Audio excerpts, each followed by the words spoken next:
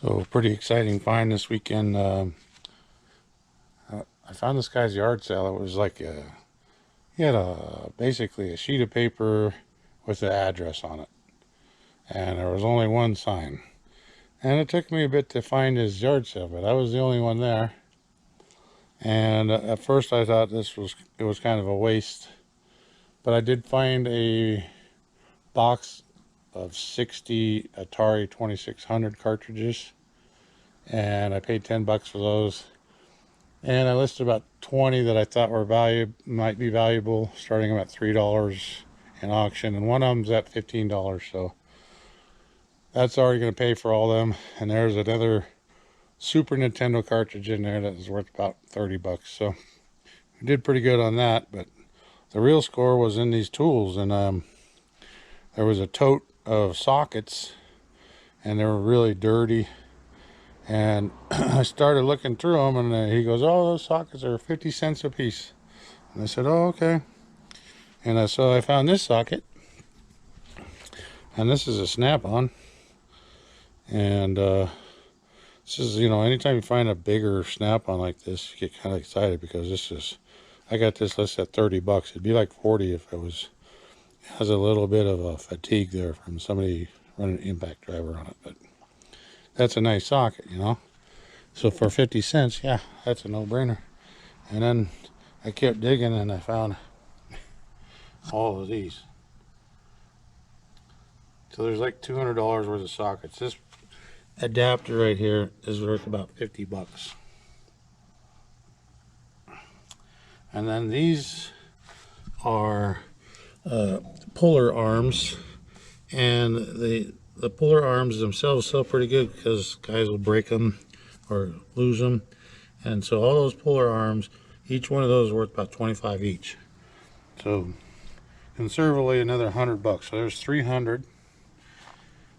And then these are proto sockets, and that adapter there is about 30, and that's a specialty one, that star.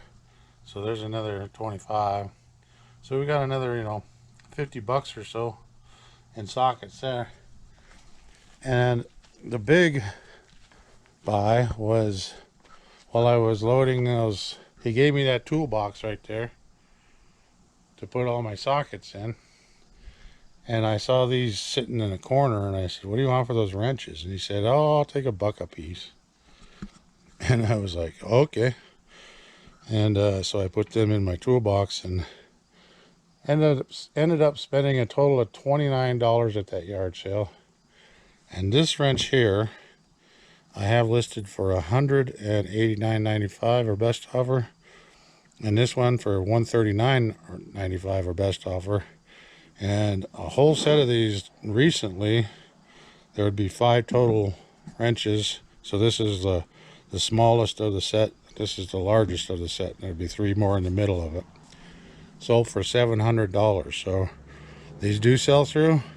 2-inch snap-on wrenches, combo wrenches, sell for about $200. So this is, what do we got here? Another $400, $300 at least, being conservative. So like $600 profit off of a $30 purchase. Pretty exciting, especially when I had a slow week last week. So good stuff, Maynard. So I made that video yesterday, and guess what sold last night? The big dog. $189. We're gonna ship this right now.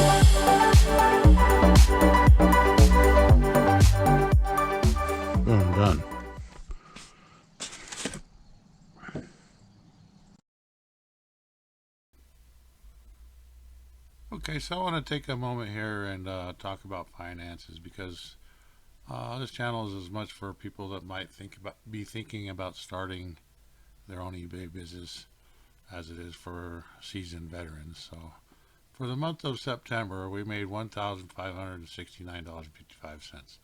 Now this is the net amount that we made after fees, after shipping costs.